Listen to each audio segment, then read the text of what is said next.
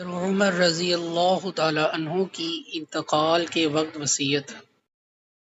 حضرت عمر بن خطاب رضی اللہ تعالی عنہ کی وفات کا وقت قریب آیا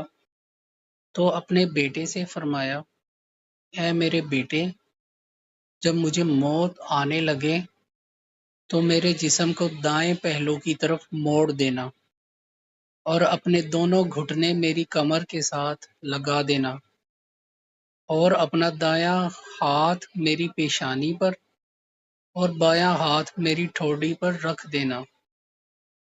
اور جب میری روح نکل جائے تو میری آنکھیں بند کر دینا اور مجھے درمیانی قسم کا کفن پہنانا، کیونکہ اگر مجھے اللہ کے ہاں خیر ملی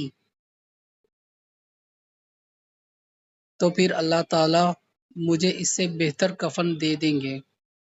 اور اگر میرے ساتھ کچھ اور ہوا تو اللہ تعالی اس کفن کو مجھ سے جلدی چھین لیں گے، اور میری قبر درمیانی قسم کی بنانا، کیونکہ اگر مجھے اللہ کے ہاں خیر ملی تو پھر قبر کو تا حد نگاہ کشادہ کر دیا جائے گا، اور اگر معاملہ اس کے خلاف ہوا تو پھر قبر میرے لیے اتنی تنگ کر دی جائے گی کہ میری پسلیاں ایک دوسرے میں گھس جائیں گی، میرے جنازے کے ساتھ کوئی عورت نہ جائے، اور جو خوبی مجھ میں نہیں ہے اسے مت بیان کرنا، کیونکہ اللہ تعالی مجھے تم لوگوں سے زیادہ جانتے ہیں، اور جب تم میرے جنازے کو لے کر چلو تو تیز چلنا، کیونکہ اگر مجھے اللہ کے ہاں سے خیر ملنے والی ہے تو تم مجھے اس خیر کی طرف لے جا رہے ہو، اس لیے جلدی کرو، اور اگر معاملہ اس کے خلاف ہے